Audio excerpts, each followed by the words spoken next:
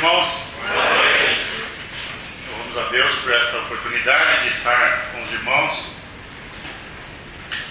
Quero agradecer pessoalmente pelo privilégio de estar aqui, o convite que foi feito pelos irmãos, na pessoa do irmão Ferracini. Se eu não estou enganado, foi em fevereiro. Fevereiro. Já recebi um aqui ali que foi em fevereiro. E desde então eu tenho orado ao Senhor porque Ele nos desse bons momentos na presença dEle. Que Ele nos desse, sobretudo, dias, noites, de mentes abertas, corações abertos, livro aberto e céu aberto.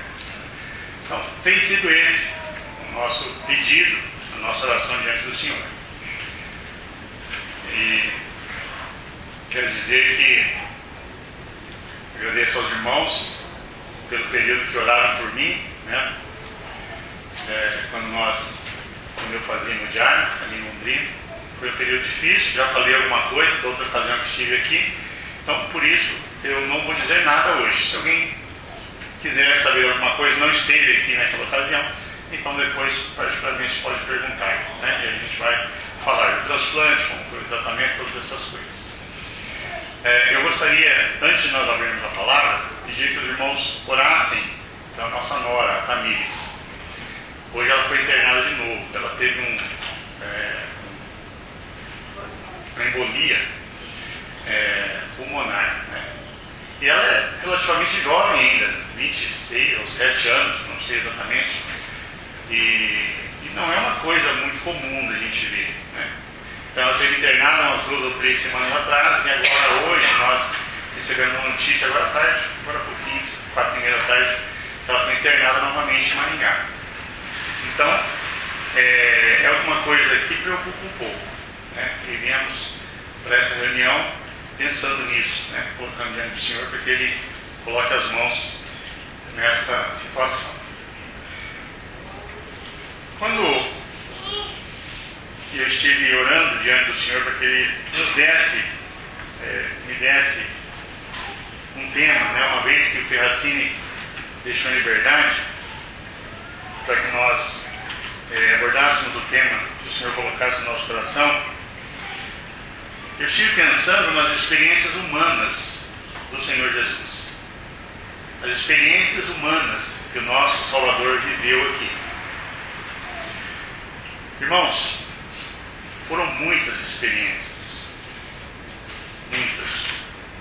Nós temos algumas registradas na Palavra de Deus, que foram, talvez, mais marcantes na vida dele.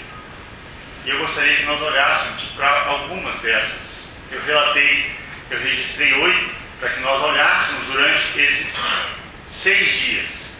Talvez nós não vamos conseguir abordar todas, porque eu não gostaria de acelerar essas experiências, mas observar elas com cuidado, para que nós nos enriquecêssemos olhando para a pessoa do Senhor Jesus. Então, nós vamos olhar para a pessoa do Senhor Jesus. E para que nós pensássemos um pouco, gostaria que nós lêssemos um versículo que Paulo escreveu na segunda carta aos Coríntios, capítulo 3.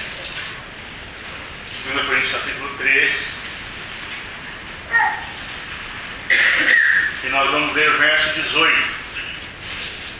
2 Coríntios 3, 18. E todos nós, com o rosto desvendado, contemplando como por espelho a glória do Senhor, somos transformados de glória em glória na sua própria imagem, como pelo Senhor, o Espírito. Essa expressão, contemplando como por espelho a glória do Senhor, somos transformados de glória em glória. O objetivo de nós contemplarmos o nosso Salvador, contemplarmos as glórias da pessoa e da obra do nosso Salvador, é justamente para que nesta contemplação cada um de nós, particularmente, individualmente, possamos ser transformados de glória em glória.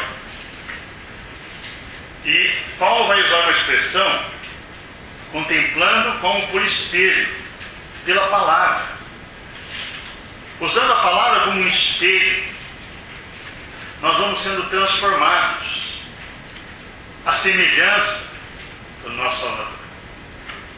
Então, o alvo de nós contemplarmos o Senhor Jesus é esse. É que nós possamos nos assemelharmos a Ele, à medida que nós o contemplemos. O salmista vai dizer assim no Salmo 66, e verso 10: acrisolataste como se acrisolava a prata. Olha que versículo interessante. Ele está falando do trabalho do artesão, do ourives, aqui no caso falando da prata, quando ele vai trabalhar o metal e vai deixar aquele metal o mais puro possível. E como que isso é feito? O metal é colocado num recipiente próprio e é dado calor, é chegado fogo a esse metal. E à medida que ele vai aquecendo, as impurezas vão subindo, e essas impurezas vão sendo retiradas, e mais calor, e as impurezas vão sendo separadas, porque elas vão subindo, elas vão sendo retiradas. E a prata, ela está no ponto de ser usada quando o ourives olha para o metal e vê no metal a sua própria imagem. Quando ela se torna tão cristalina como um espelho, ele percebe então que ela pode ser usada. Irmãos, quando nós nos assemelharmos e nós nos parecermos com o Senhor Jesus, à medida que nós formos nos parecendo com Ele, talvez seja melhor colocar assim, mais nós vamos sendo usados por Ele. E esse processo, ele vai sendo executado na vida do salvo, do servo de Deus, pela palavra. É a ação da palavra. À medida que nós vamos tendo contato, à medida que nós vamos nos submetendo àquilo que a palavra de Deus nos diz. Então, por isso que eu gostaria que nós considerássemos, por esses dias, as experiências humanas na vida do servo de Deus. Eu relatei 8 dessas experiências. E nós vamos começar hoje olhando para o nascimento do Senhor Jesus.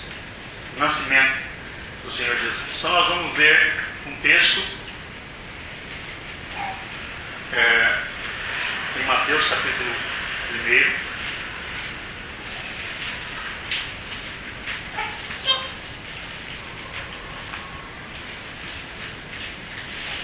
Mateus capítulo 1, nós vamos ler o verso 18.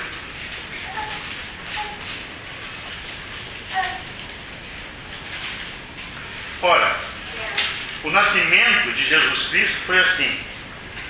Estando Maria, sua mãe, desposada com José, sem que tivessem antes coabitado, achou-se grávida pelo Espírito Santo.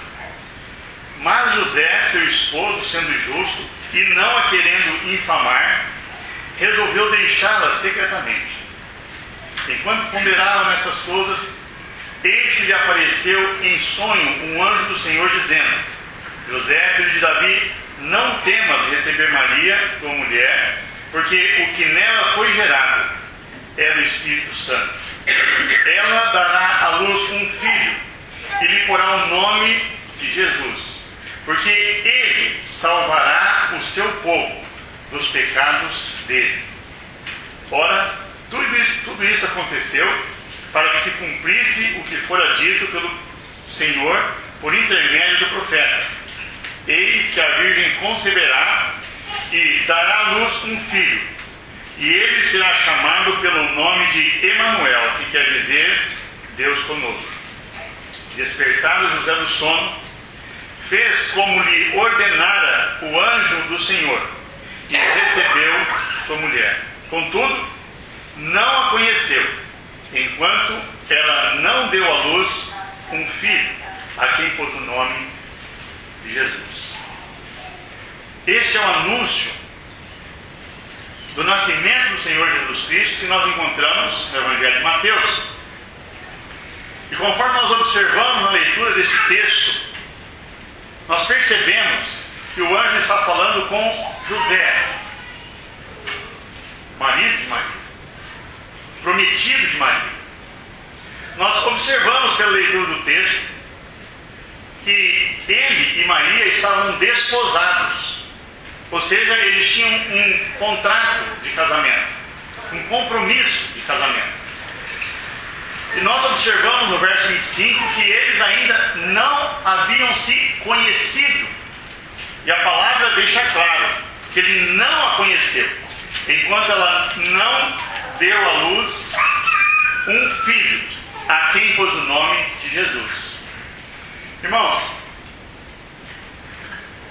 no anúncio de Lucas, o anúncio que é feito por Lucas, nós vamos encontrar o anjo falando com Maria. E aqui, no anúncio que nós lemos no Evangelho de Mateus, nós vemos o anjo falando com José. Provavelmente, o anúncio feito a Maria se deu antes. Porque nós lemos este texto que José estava pensando em deixar Maria secretamente, dado as condições que ela estava. Imagine, Maria tinha entre 14 e 16 anos, não mais que isso. Era na nossa linguagem, uma adolescente, uma pré-adolescente, não sei exatamente. Mas ela estava grávida.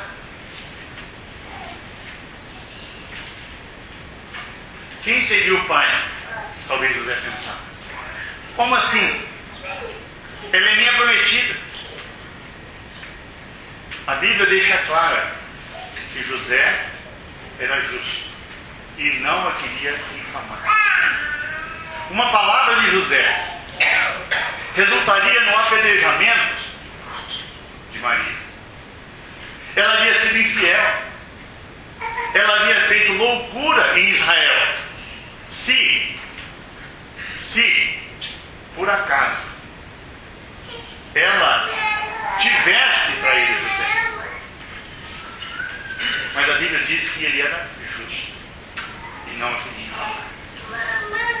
Então, irmãos, nós vamos observar que neste Evangelho de Mateus, onde o Senhor Jesus Cristo ele é apresentado como rei, nós vamos observar alguns detalhes interessantes, onde a vinda do Senhor Jesus Cristo a este mundo, a chegada, o nascimento do Salvador, mexeu com as próprias estruturas políticas naqueles dias, a ponto de o rei sentir-se ameaçado do seu trono e fazer aquela infame matança de crianças. É bom nós observarmos esses detalhes. Quando nós chegamos no Evangelho de Marcos, nós não vemos absolutamente nada a respeito do nascimento do Senhor Jesus.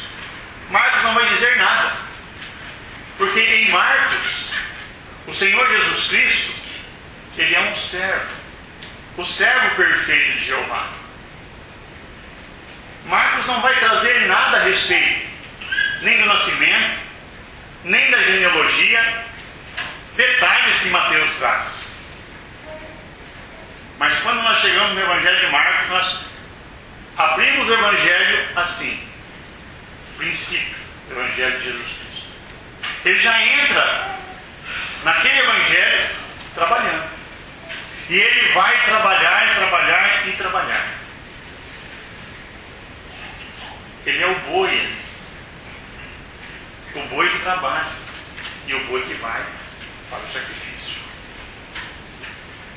Quando nós chegamos no Evangelho de Lucas, Lucas vai dar detalhes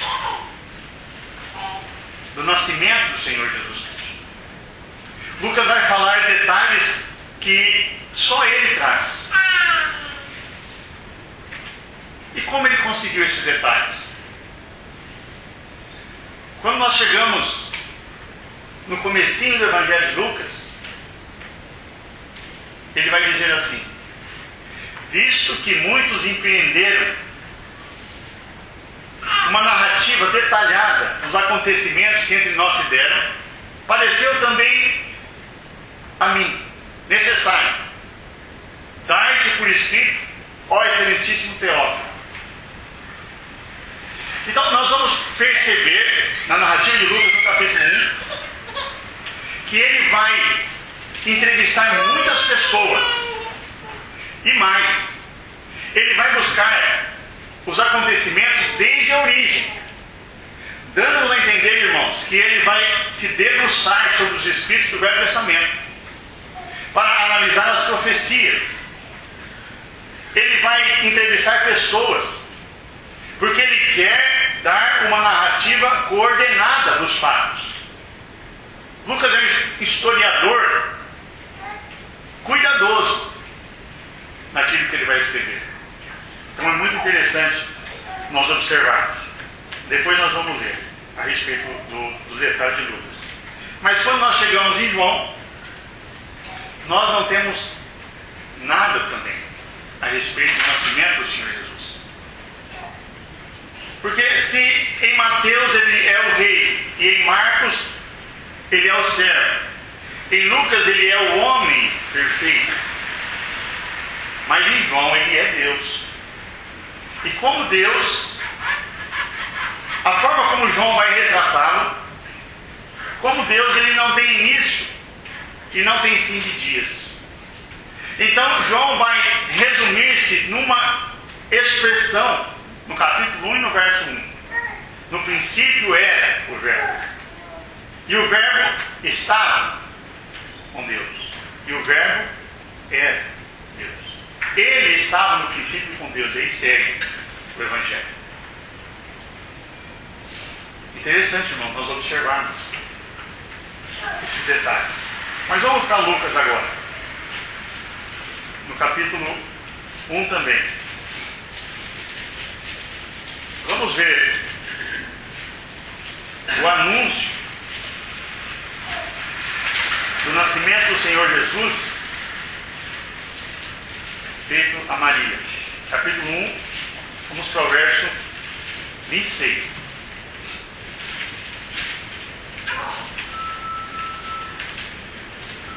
Nós vamos ver até o verso 35. No 6º mês, foi o anjo Gabriel enviado da parte de Deus para uma cidade da Galiléia chamada Nazaré, a uma virgem desposada com certo homem da casa de Davi, cujo nome era José. A virgem chamava-se Maria. E, entrando o anjo aonde ela estava, disse: alegra-te, muito favorecida, o Senhor é contigo. Ela, porém, ao ouvir esta palavra, perturbou-se muito e pôs-se a pensar no que significaria esta saudação.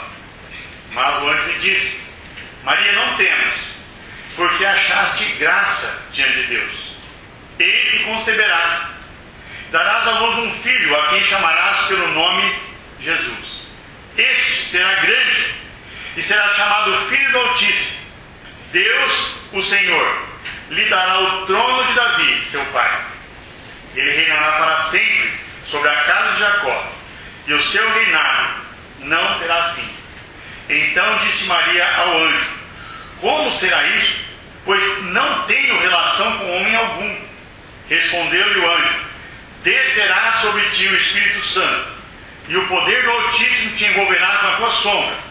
Por isso, também o ente santo que há de nascer será chamado Filho de Deus.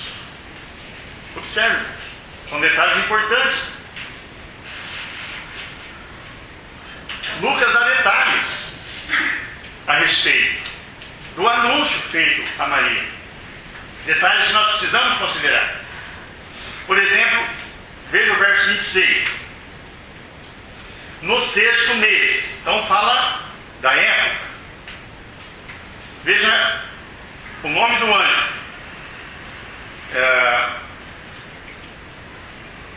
Verso 26 ainda. Gabriel. Então Gabriel, nome do anjo, e a época, o 6º mês. Fala do lugar onde foi feito o anúncio. Na Galileia, na região da Galileia, fala a cidade, Nazaré. Fala a condição em que se encontrava a jovem, uma virgem, verso 27. Irmãos, todos esses detalhes a respeito do anúncio, do nascimento, da vinda do Senhor Jesus Cristo, são cumprimentos de profecias. Essas coisas não foram aleatórias. Então, quando nós chegamos no nascimento do Senhor Jesus Cristo, o que nós temos não é apenas um marco histórico, o zerar do calendário, mas Deus cumprindo a sua promessa. É Deus colocando em prática o seu plano soberano de salvar, de redimir o homem pecaminoso e perdido. É Deus colocando em ação o seu plano. Então é muito importante nós observarmos nesse detalhe. Agora, quando nós chegamos no capítulo 2, nós temos o nascimento em si. Se nós conhecemos bem Miqueias 5 e verso 2, nós vamos observar que o profeta diz assim: e tu, Belém, Efrata, pequeno demais para figurar entre os milhares de Judá. De ti, Belém, me sairá. Ora, mas nós temos o relato que o anjo visitou Maria aonde? Na Galileia. Belém está na Judéia. Se você olhar o mapa de Israel, a Galileia está lá em cima, a Judéia está aqui embaixo. Nazaré era a cidade, na Judéia, na Galileia. Mas agora o Senhor Jesus tinha que nascer na Judéia, em Belém. E como que Deus vai trabalhar essas coisas? Como que Deus vai agir?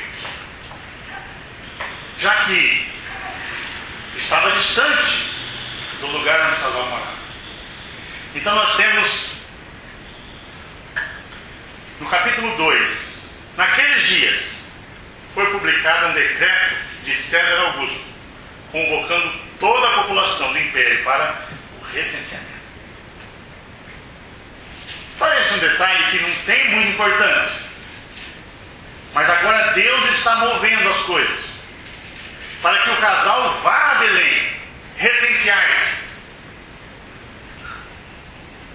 E então nós vamos ler na palavra de Deus que cumpriram-se os dias. Cumpriram-se os dias.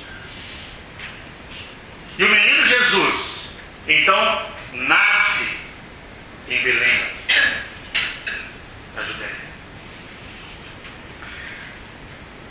Nós temos alguns detalhes aqui.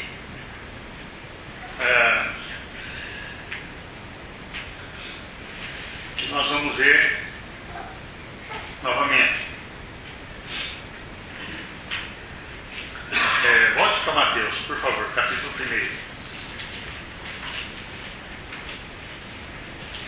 Nós vamos ficar caminhando nesses dois evangelhos, por enquanto.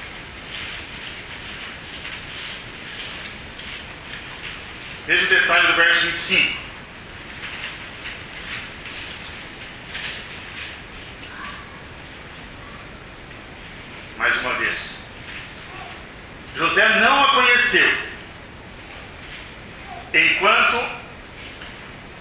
ela não deu à luz um filho, a quem pôs o nome Jesus. Eu quero ler esse detalhe pelo seguinte: no nascimento do Senhor Jesus Cristo, ou a partir do nascimento do Senhor Jesus Cristo, parece que um personagem tomou corpo e forma, não é verdade? Que foi justamente Maria, a mãe do menino. De formas que hoje, nos nossos dias, talvez ela seja um vulto maior do que o próprio menino, na mente de muitas pessoas. Mas é importante nós observarmos que a Bíblia ela vai dar ênfase na pessoa do Senhor Jesus. Irmãos, nós amamos Maria como nossa irmã, como aquela que foi usada por Deus, como o veículo humano que Deus usou. Ela foi, sim, bem-aventurada. Ela foi, sim, agraciada por Deus. Mas, irmãos, nós temos que tomar cuidado, não é verdade? Que nada ocupe na nossa mente, no nosso coração, um lugar que pertence ao Senhor Jesus. Veja alguns detalhes que Mateus vai dizer. Verso 25: ele não a conheceu, mas o versículo não para aí, né? Enquanto ela não deu à luz um filho, a quem pôs o nome de Jesus. Mateus está deixando claro que o Senhor Jesus não se relacionou sexualmente com Maria enquanto não nasceu a criança, o menino Jesus. Mas, irmãos, eles tiveram uma vida normal, um relacionamento normal de casado. Maria, ela não foi levada virgem aos céus, como as pessoas dizem. Isso não é verdade. Eu acredito que todos nós sabemos disso. Veja Mateus 12, 46.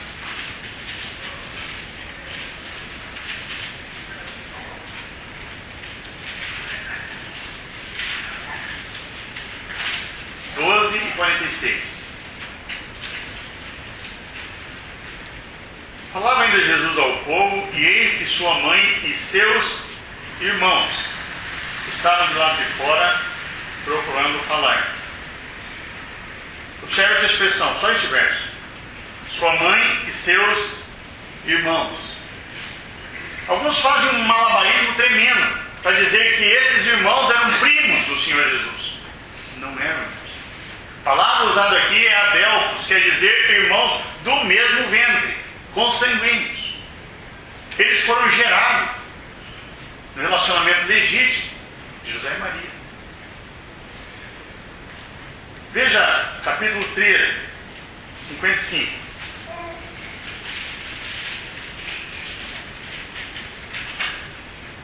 Não é este o filho do carpinteiro? Olha como ele ficou conhecido.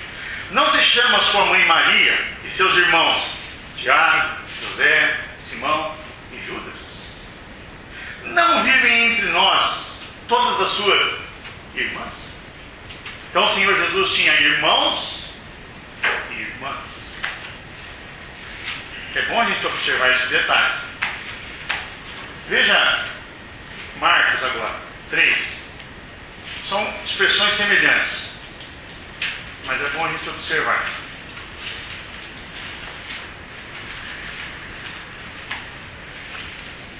Marcos 3.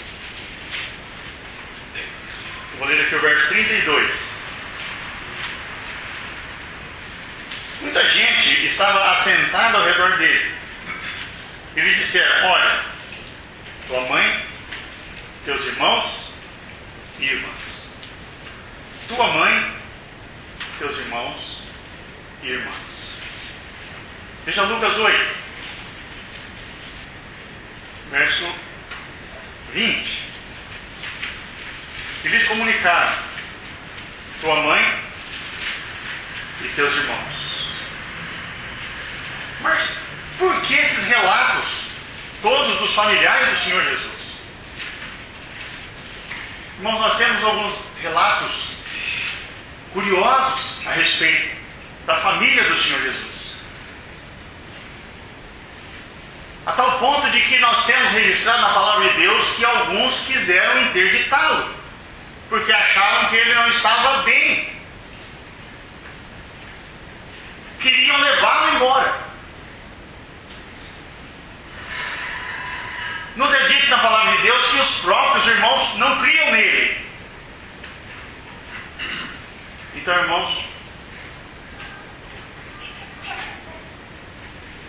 o nascimento do Senhor Jesus, a vinda do Senhor Jesus a este mundo, sem nós pensarmos em outros aspectos, apenas nos aspectos familiares, me custou muito. Quando Isaías fala, era rejeitado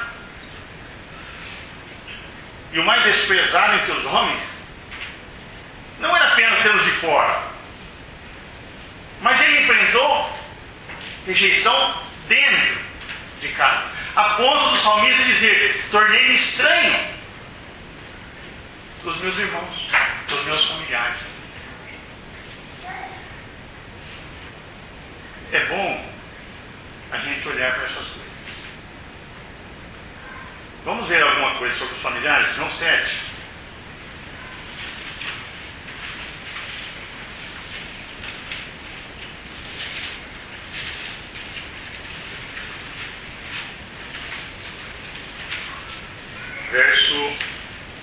Vou ler só o verso 5. Pois nem mesmo os seus irmãos criam nele. Não criam. Ainda, volta um pouquinho, Marcos 3.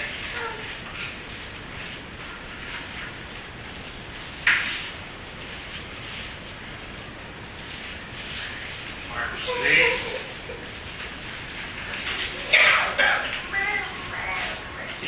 Verso 21.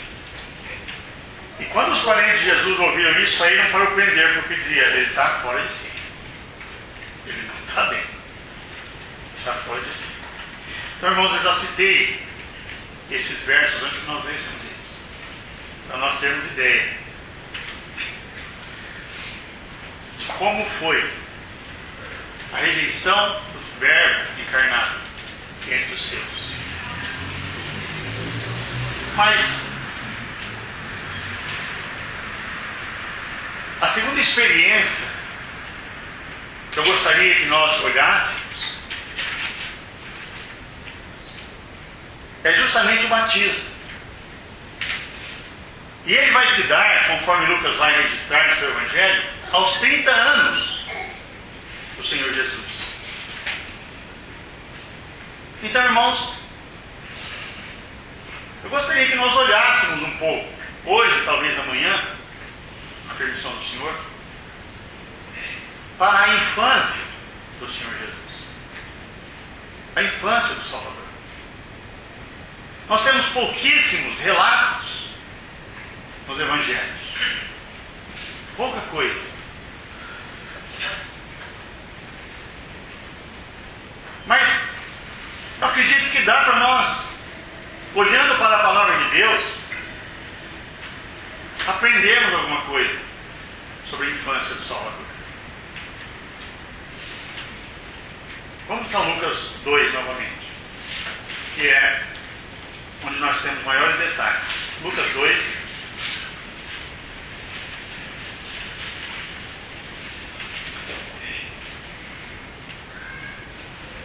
Veja o verso 21. Completado 8 dias para ser circuncidado o menino, deram-lhe o nome de Jesus, como lhe chamara o anjo antes de ser concebido. Bem, nós temos os relatos do nascimento no capítulo 2, no mesmo capítulo. Quando chegamos aqui no verso 21, nós temos então o registro da circuncisão.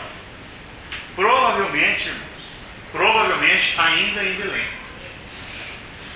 Porque os meninos, conforme nós temos aqui, era circuncidado ao 8º dia de nascimento. Então, o casal ainda estava em Belém. Depois, quando nós chegamos no verso 22, nós já temos 33 dias para frente. Então nós temos o menino Jesus com 40 dias. 40 dias. E aqui nós temos o relato de Lucas dizendo assim: passados os dias da purificação deles, segundo a lei de Moisés, levaram-no a Jerusalém para o apresentarem ao Senhor. Purificação de quem? Dos pais, daqueles que tiveram contato com a mãe durante o período, conforme nos diz a lei em Levíticos capítulo 12. Não a purificação do menino Jesus. A criança não era considerada impura, mas a mãe, por causa do fluxo do sangue, aqueles que tinham contato com ela. Então agora, nós temos um relato no verso 22, que eles estão em Jerusalém, no templo. E ali nós sabemos bem o que acontece. Nós temos os eventos ali que vai acontecer com Simeão, com Ana, a profecia de Ana, aquela coisa maravilhosa que acontece com Simeão quando ele pega a criança nos braços, e a Bíblia vai deixar clara que foi o Espírito Santo que o moveu ao templo para que ele encontrasse o menino Jesus.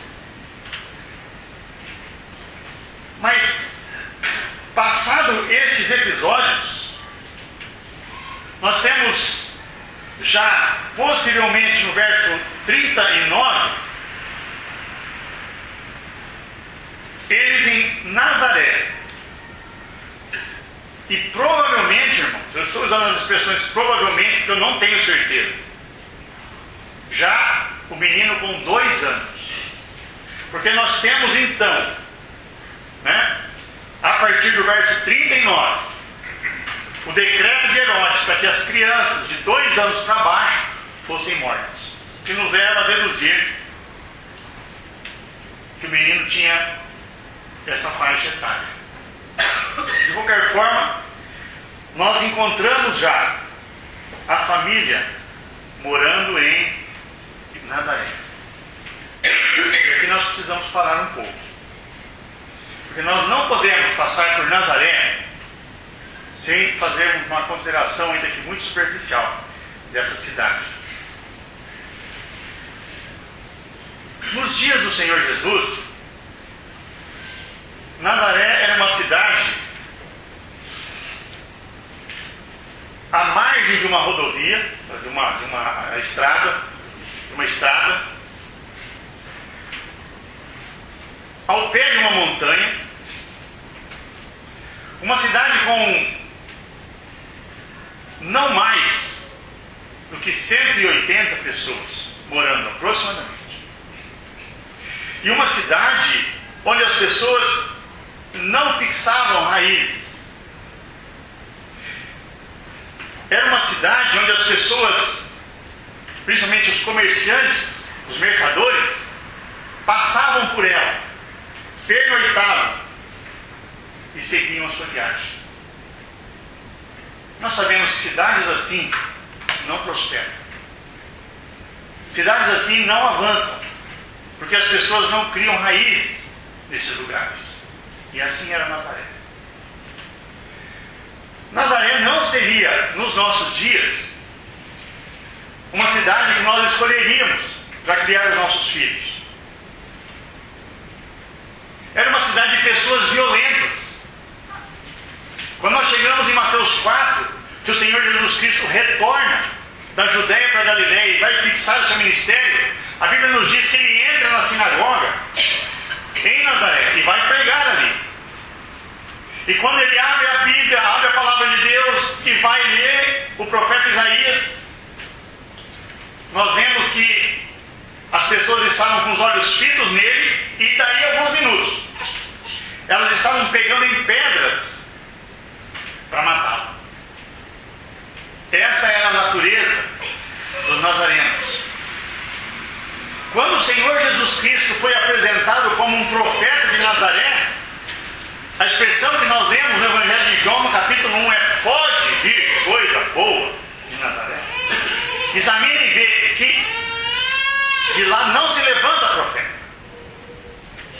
Não era um lugar bom, Nazaré. Era um lugar ruim. Mas sabe, irmãos, no meio daquela cidade ruim, de pessoas violentas, Deus coloca o seu amado filho. É ali. E ele vai ser chamado o Nazaré. Até no momento da sua morte, Jesus Nazaré.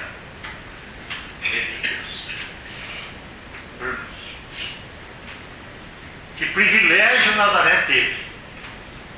Que privilégio. Um lugar terrível. Mas Deus vai fazer de Nazaré a sua aljava. Que é a palavra que Isaías usa no capítulo 49 do seu livro. Eu vou ler aqui uns versos. Isaías 49, versos 1 e 2. Ouvi-me, terras do mar, e vós, povos de longe, escutai. O Senhor me chamou desde o meu nascimento, desde o ventre de minha mãe, fez menção do meu nome. Fez a minha boca como uma espada aguda, na sombra da sua mão me escondeu. Fez-me como uma flecha polida e me guardou na sua alma. Lá em Nazaré, o Senhor, soberano Deus, vai guardar o seu filho. E se nós observamos os detalhes dessa profecia de Isaías 49, nós vamos perceber que essa flecha vai ser tratada e polida em Nazaré. Sabe, irmãos, eu queria abrir um parênteses aqui. Às vezes eu converso com pessoas que estão casando ou recentemente casados e falam assim: puxa vida, mas está tão difícil criar filhos. Está tão difícil criar filhos. Irmãos, quando foi fácil? Quando foi fácil? Será que nos dias de Abraão foi fácil? Lá na Mesopotâmia? Quando elas eram oferecidas em holocausto? Ou será que no Egito antigo era fácil? Quando elas eram afogadas no Nilo? Ou será que nos dias do Senhor Jesus era fácil? Quando Herodes mandava matar? Ou será que em Nazaré era fácil? Que era uma cidade corrompida de todas as formas. Irmãos, nunca foi fácil. Não foi fácil para este casal cuidar dessa criança, que como qualquer outra precisava dos cuidados. O Senhor Jesus, como uma criança, foi amamentado conforme acredito que a maioria de nós fomos. Ele precisava dos cuidados de Maria, trocado as suas fraldas. E não existia pampers e nada naquela época, não. Não é verdade? Deus coloca ali. Mas sabe, irmãos, Um detalhe curioso. Se nós lermos o Cântico de Maria, em Lucas capítulo 2, em 16 versículos, perdão, em 11 versículos, nós vamos notar 15 menção do Velho Testamento. O que significa isso, irmãos? O Senhor Jesus estava numa casa em Nazaré, que amava a palavra de Deus. Ele estava numa casa em Nazaré, que a Bíblia é honrada. Ele estava numa casa em Nazaré, onde se meditava na palavra de Deus. Não dá errado, irmãos. Essa receita não dá errado. Ensina a criança, a mim, em que ela deve andar. Não que ela pode andar, mas que ela deve andar.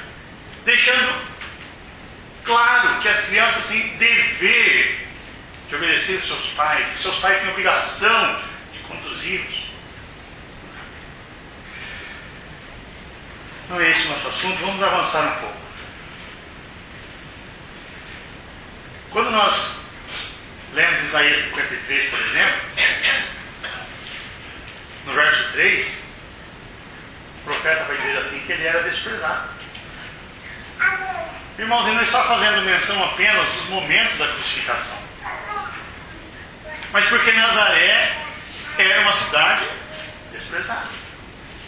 Porque Nazaré era uma cidade, talvez aos olhos nossos, ruins. Quando nós lemos, por exemplo, João, vamos ler um versículo aqui no Evangelho de João.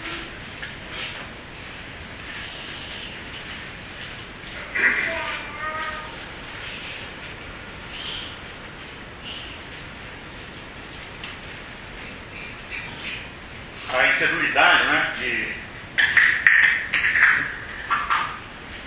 daqueles que encontraram o Senhor Jesus, né? Verso 46. De Nazaré pode sair coisa boa? João 1,46. Ninguém acreditava. Não era um lugar bom. Mas Deus vai usar esse lugar. Vamos voltar para Lucas ainda, capítulo 2.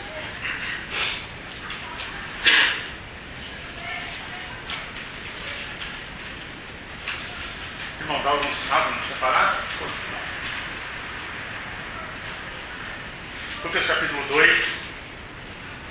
Veja o verso 40. Crescia o menino e se fortalecia, enchendo de sabedoria, e a graça de Deus estava sobre ele. Crescia o menino. A palavra que Lucas vai usar aqui para menino é uma criança mesmo. Porque nós vamos observar que no verso 42 ele vai fazer menção de o Senhor já ter, o menino Jesus já ter 12 anos. Mas versos 40 e 41 faz menção da primeira infância do Senhor Jesus. Quando ele era ainda bem jovem, bem criança, bem garoto, bem dependente dos seus pais.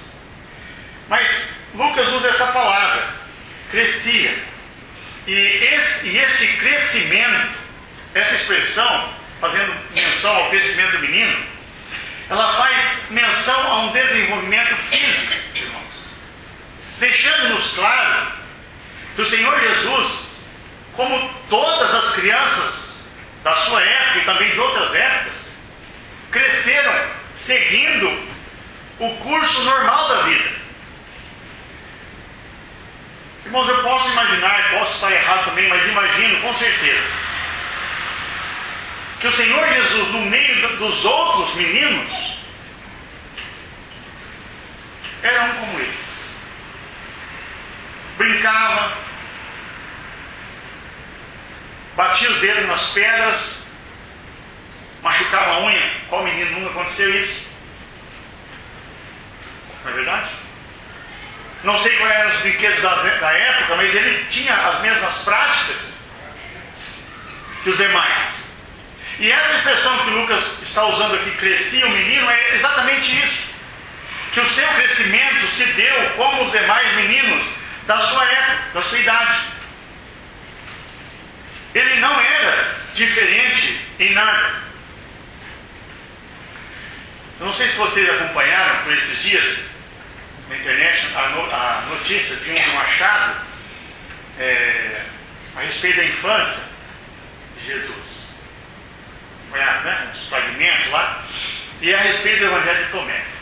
Irmãos, se vocês derem uma busca rápida na internet, vocês vão ver que tem mais de 300 evangelhos relatando a infância do menino Jesus. 300. E este Evangelho de Tomé, que acharam alguma coisa agora, é um dos mais, que palavra que eu vou usar aqui, espantosos. Porque neste Evangelho de Tomé, ele faz passarinhos mortos voltar à vida. Ao relato, num desses evangelhos, não de Tomé, mas num desses evangelhos, que ele, na escola, ele matou um coleguinha só para depois ressuscitá-lo. Irmãos, cada coisa, não é nada disso. O Senhor Jesus, enquanto criança, foi uma criança como as demais, igual às demais, brincando como as demais, se machucando como as demais. Ele passava tranquilamente desapercebido no meio dos demais. Quando nós chegamos no Evangelho de João, no capítulo 2, naquele evento em Caná de Galileia, João faz questão de registrar isso. Com esse, falando a respeito do milagre de transformar a água em vinho. Com este milagre, com este sinal, deu Jesus início. Então foi ali em Caná de Galileia que ele começou, que ele manifestou a sua glória, expressão que João vai usar, e seus discípulos creram nele. Nós não vemos um menino superdotado crescendo. Nós não vemos um menino fazendo peripécias, como é que eu faço? Que palavra que eu uso aqui? Da parte de Deus. Nós não vemos nada disso. Lucas vai dizer que ele crescia, o menino. Essa criança se desenvolvia como as demais. Quando nós chegamos, então, no verso 42 a 51, ele vai estar com 12 anos. E ele vai ao templo. Provavelmente com uma caravana, porque nós, lendo os eventos ali, nós vamos ver que eles estavam em caravana. E ali no templo, quando o Senhor Jesus chega ali, quando o menino Jesus chega ali, para ser apresentado como filho da lei, porque era assim que os meninos eram apresentados, aos 13 anos. Porém, podia ser antecipado, devido à distância, às vezes, que os pais moravam. Então, nessa ocasião, o menino Jesus foi apresentado no templo, como um filho da lei. E nós temos algumas coisas que nós precisamos fazer menção aqui.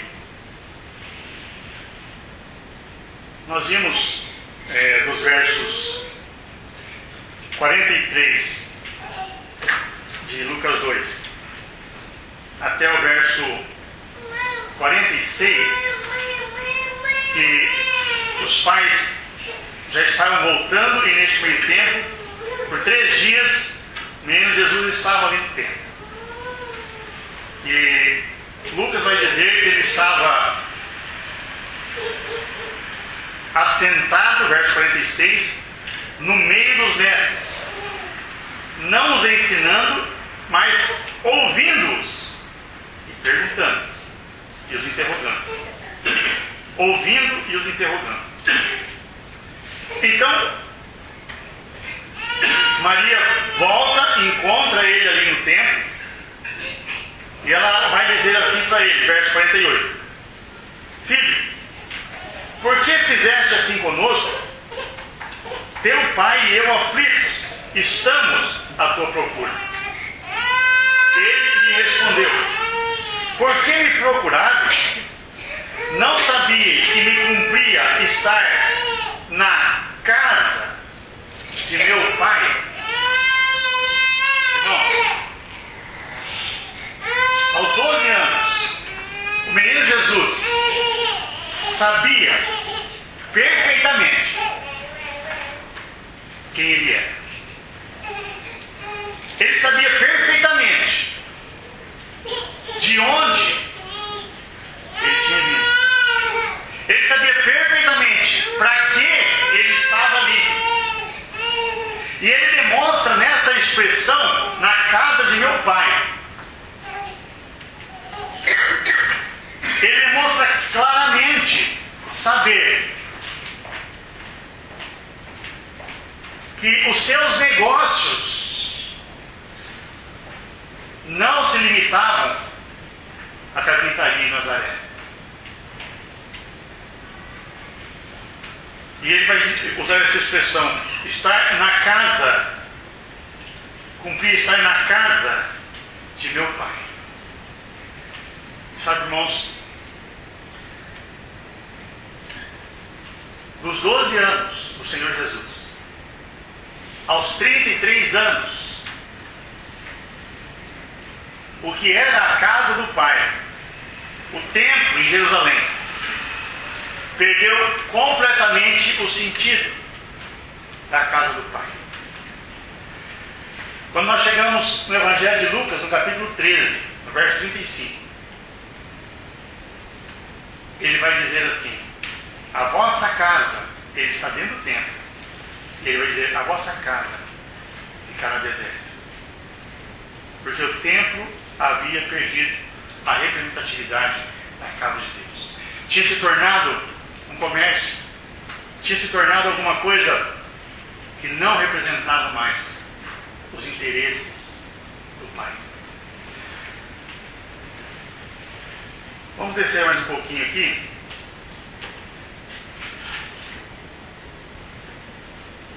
Como será que ele ficou sabendo? Como será que aos 12 anos esse menino sabia quem ele era, irmãos? Às vezes a gente pergunta isso, né? Será que de uma forma miraculosa? Será que pelo fato de ser homem e ser Deus, as duas naturezas coexistindo de forma perfeita, será que o menino Jesus e depois o homem Jesus recebeu tudo de Deus assim, numa revelação mirabolante, numa visão? Claro que não foi assim. É claro que não foi assim. Conforme eu fiz menção há pouco, ele está numa casa em Nazaré que amava a palavra de Deus. Ele está numa casa em Nazaré que honrava a palavra de Deus.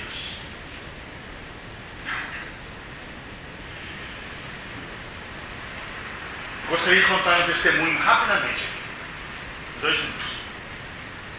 Quando os nossos 2 filhos foram para a escola, eles já foram alfabetizados. Eles foram sabendo ler na escola. E sabe quem ensinou eles a ler? A mãe deles. E sabe aonde? Na Bíblia. Ela sentava com ele todos os dias. Eu não fazia isso, porque eu não almoçava em casa. Na hora do almoço, abria a Bíblia de um, abria a Bíblia do outro, lia e colocava o dedo deles no versículo. Agora você repete. Eles repetiam. Será que foi assim na casa do menino Jesus? Filho, vem cá. Vamos ler aqui com a mamãe a Torá. Vamos ler aqui a respeito de Moisés, de Abraão, nosso pai. Vamos ler a respeito de Josué, Davi, nosso grande rei. Filho, vem cá. Irmãos, um lar que ama a palavra de Deus foi o lar onde o Senhor Jesus Cristo cresceu. E aos 12 anos, ele sabia quem era seu pai. Que coisa impressionante. Coisa impressionante. Não precisou. Não é verdade? Quando nós vemos, por exemplo, veja Lucas, finalzinho do Evangelho. Lucas 24.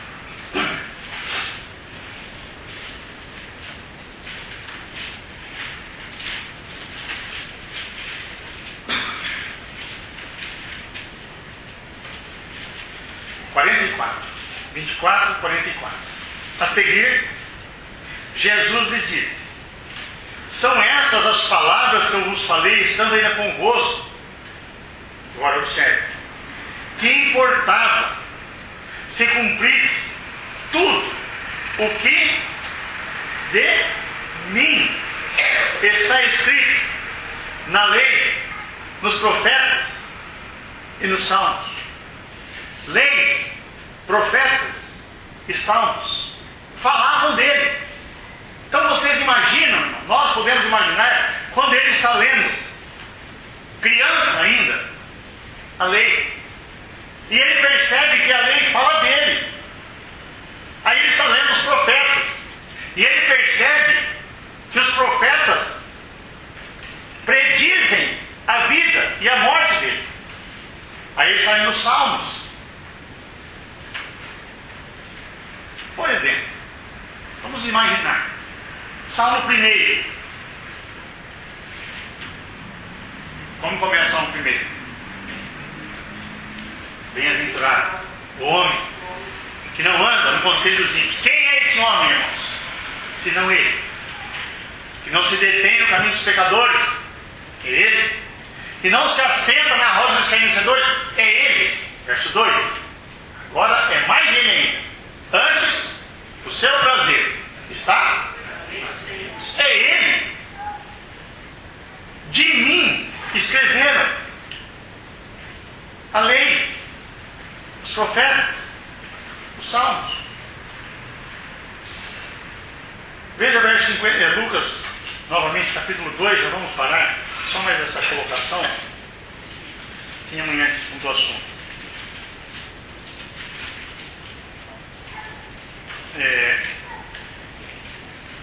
Verso 52. Outra expressão interessante aqui, parecida com a do 40, mas é diferente. Crescia Jesus em sabedoria, estatura e graça. A palavra crescia agora, ela, diferentemente do verso 40, não fala apenas de um crescimento normal de uma criança, um crescimento físico, o desenvolvimento físico. Mas a palavra aqui que é usada, ela significa estirar ou esticar pelo uso do martelo. Interessante. Esticar pelo uso do martelo. Crescer, desenvolver. E essa palavra, irmãos, mostra como a palavra de Deus foi sendo inserida na vida do Senhor Jesus Cristo à medida que ele trabalhava na vida comum. Essa expressão mostra como a Bíblia foi fazendo parte da vida do Senhor Jesus Cristo à medida que ele trabalhava, por exemplo, na carpintaria, porque conforme nós vemos em Mateus, ele foi chamado de o filho do carpinteiro, e em Marcos ele é chamado de o carpinteiro. Então ele trabalhou de carpinteiro, com certeza. Mas enquanto ele trabalhava, enquanto ele usava as suas habilidades ali com as madeiras, com os serrotes, não sei quais eram as ferramentas, Deus trabalhava a mente dele. E à medida que ele ia se desenvolvendo, tanto profissionalmente como pessoa, ele ia crescendo espiritualmente. Até o dia em que ele chega diante de João Batista, no Jordão. E outra coisa interessante, o escritor aos Hebreus, depois nós vamos ler esse verso outro dia, na permissão do Senhor, vai dizer que as coisas que ele sofreu, irmãos, a vida humana do Senhor Jesus Cristo foi semelhante à nossa, em todas as coisas. E ele sofreu muito. Sofreu muito. Provavelmente, o pai morreu muito cedo, o pai terreno. Ele era o mais velho da casa. E ele cuidou dos seus irmãos. E nesta vida de labuta, foi que o martelo de Deus foi usado para ele, ou nele, para que ele crescesse. É tão interessante nós pensarmos nesse aspecto. Então, nós imaginamos ele ali na carpintaria e o Salmo 40 na mente dele, por exemplo. Esperei confiantemente no Senhor, em serra madeira. E ele se inclinou para mim, e serra outra madeira. E me ouviu quando clamei por socorro. Tirou os meus pés de um tremedal de lama, firmou os meus passos sobre a rocha. Coisa linda a vida do Salvador, a vida do Senhor Jesus. Que o Senhor nos abençoe e que possamos colocar essas palavras aos pés do Salvador, para o nosso crescimento, para a nossa contemplação espiritual. Amém.